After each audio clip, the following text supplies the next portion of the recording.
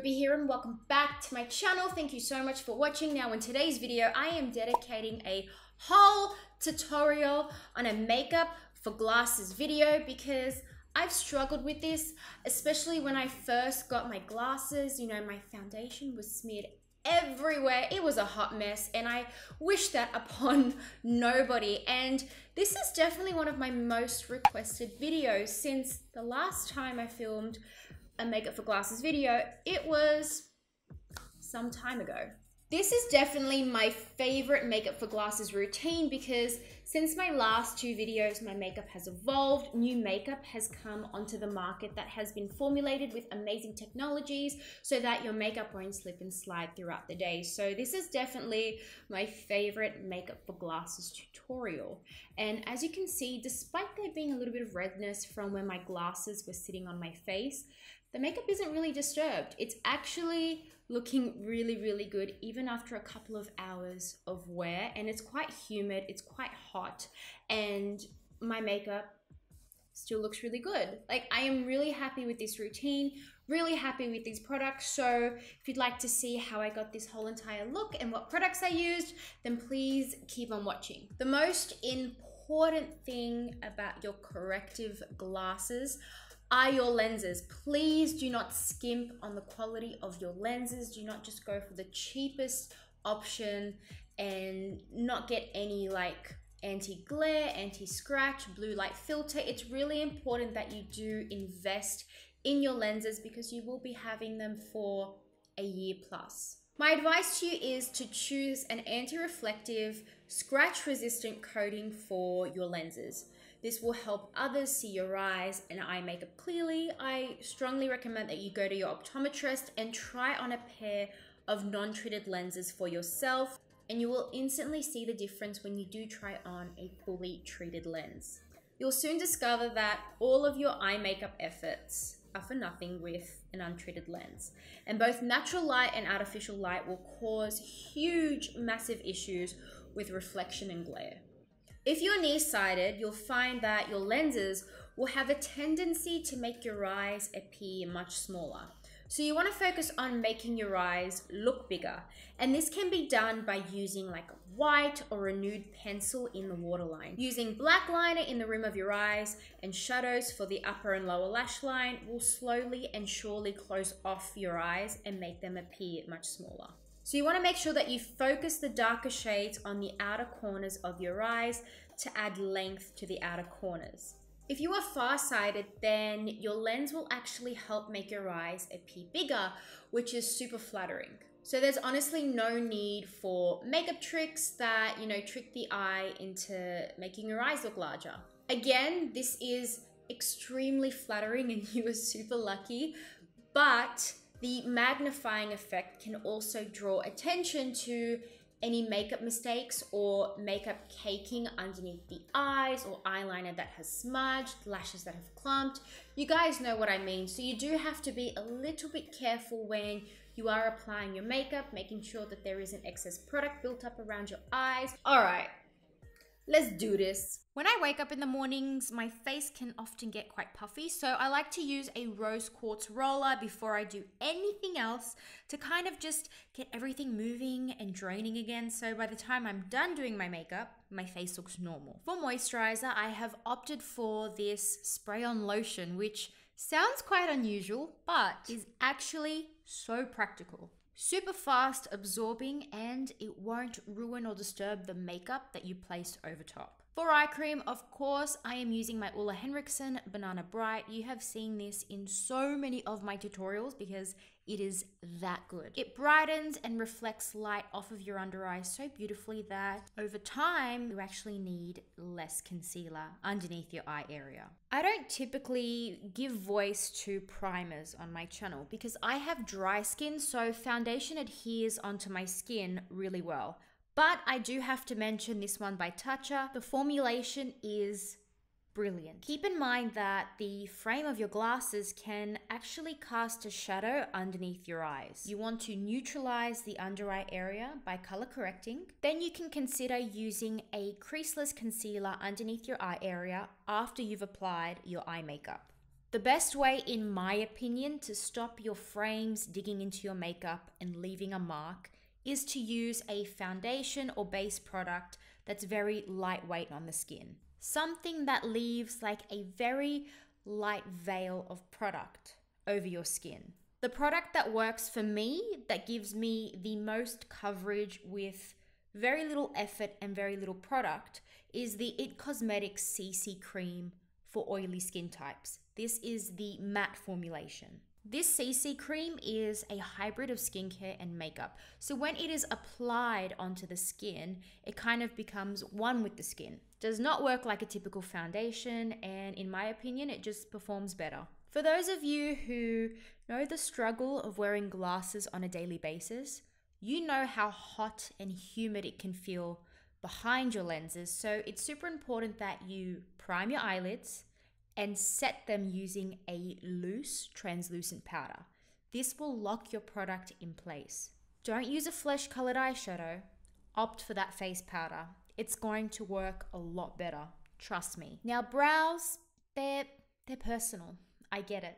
One thing that I strongly advise you do is to fill in your eyebrows before you do your eye makeup. Your brows obviously frame your face. They're going to frame your glasses. They frame your eyes. Very, very important. For eyeshadow, I am using the Anastasia Beverly Hills Soft Glam palette. Love the finishes, love the colors in this palette, which is why I often use it. Something that you don't typically see in a YouTube makeup tutorial is somebody starting off their makeup on their lower lash line. This technique has literally elevated my makeup. You want to draw a line using your lower lash line as a guide, drawing the line upwards towards the tail of your brow. And then you just want to take a blending brush and soften everything out. Taking your eyeshadow up towards the tail of your brow gives the illusion of bigger, longer, lifted eyes without having to use eyeliner. Because my glasses cast that much of a shadow, I'm not going to be doing too much crease work. Instead, I'm just using the shade Dusty Rose through the socket with an itty bitty brush and massively blending and smoking it out to create a really hazy look. Using my Bobbi Brown smoky liner brush, I'm dipping in the shades Rustic and Cypress Umber. Two gorgeous brown rich shades that we're going to layer over top to create some depth. This look is all about tricking the eyes into making the eyes look a lot bigger than they actually are. The correct placement of these lines is what's going to give the eye a little bit of length and a lot of lift. If you do have an unsteady hand or your makeup skills haven't quite developed yet, the use of eyeshadows and softer lines are really going to work in your favor. Nobody can tell whether or not your eyeliner was applied wobbly. We're just going to blend it and soften everything out. The first layer of eyeshadow that I'm using on my top lash line is Noir from the Anastasia Beverly Hills Soft Glam palette. Apply this black shadow to the outer third of your lash line only. That little bit of black shadow on your lash line is enough to draw and extend a line from your inner corner all the way out to the outer corner as a liner, just like I've done here. Very easy to overdo black. It's so important that you work in layers. I should also mention that if you are working with a bit of eyeshadow that has fallout, it is worth applying your corrector and concealer at the end. Onto a second eyeliner layer. I'm using the iconic Bobbi Brown gel liner, and I'm using that same angled brush to draw an itty bitty line close to the base of my lashes. This is a great technique if you are time poor or if your makeup skills haven't quite developed just yet. The next step is what's going to lock your eyeliner in place so it won't budge, transfer, or run. Just like we set our foundation and concealer, I'm going to set my gel liner in place using that same Noir eyeshadow. This is going to be our third layer, and with this third layer, since it is a shadow, you can smoke it out, hiding any wobbly lines you may have created with the gel formula. And here we have it, a kitty cat eye without the use of liquid eyeliner. I'm reapplying my corrector and also wiping down my hands of any black eyeshadow and makeup because I like to use my fingers to knock out and blend corrector. It's just what works for me, and if a sponge works for you, you should totally use that, or a brush. But in this instance, I'm using my sponge to kind of absorb excess product. It's also worth noting where your frames sit on your face, so you can avoid applying excess product or additional product in these areas.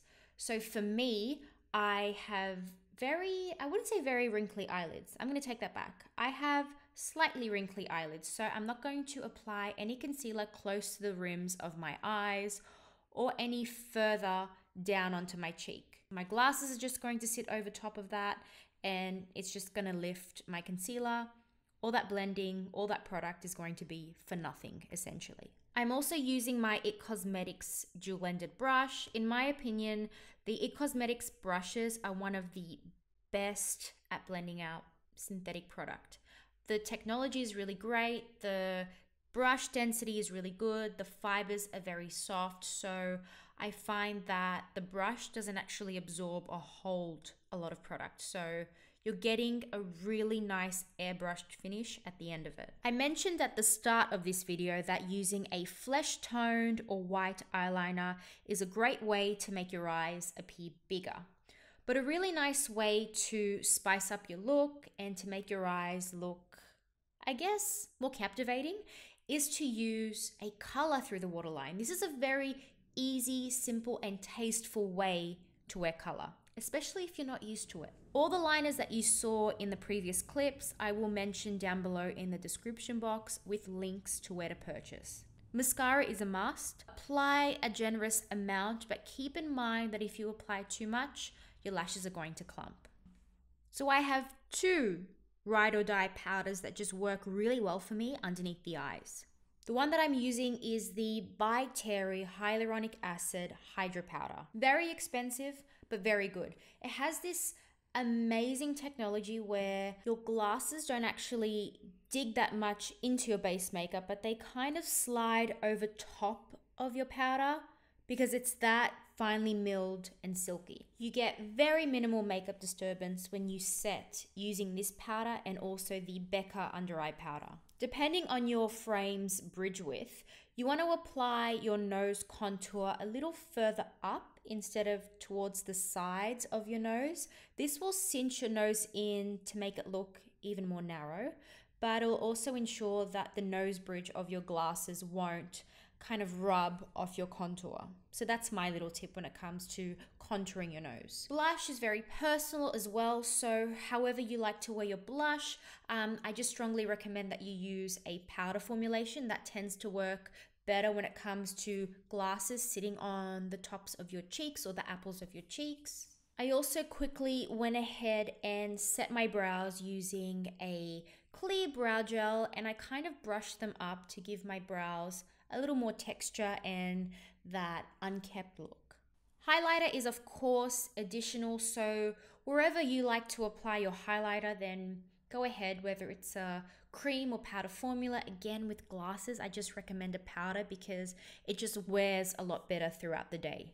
Moving on to the lips, I am using two different colored liners to create the ideal shade that I'm after. The first one is Soar by MAC. The second brown true nude shade is the Jane Iredale Nude Lip Pencil. I just wanted a really low maintenance lip, which is why I'm using the Huda Beauty Liquid Matte Lipstick in the shade Sugar Mama. A really, really nice shade and gorgeous formulation. I'm setting using my Tatcha Mist. Really good if you've got dry skin, but if you've got really oily skin, the Urban Decay All Nighter Spray is a gem. This is optional, but I'm giving myself faux freckles. I have always wanted freckles, never been able to get them naturally, and I am seriously considering getting them cosmetically tattooed. I just think they're so cute. I'm also gonna take this same brush and just run it across my lower lash line, and this will help remove all the concealer that has migrated into your fine lines, and it just will help remove excess product. And that's it, guys. I really hope you enjoyed today's video and that you found it super helpful and informative. Now, of course, if you are interested in seeing my top foundation picks for glasses wearers. So these are my favorite foundations and formulations for those who wear glasses and have, you know, frames and spectacles sliding around on their face all day. So if you are interested in seeing my top foundation picks, then please let me know in the comment section down below. A lot of you do request this video. I will definitely make it for you, but you've got to let me know in the comment section down below so I know that you guys are interested. Thanks again for watching, and I look forward to seeing you all in a brand new video, hopefully next week. I love you. Bye. Mwah.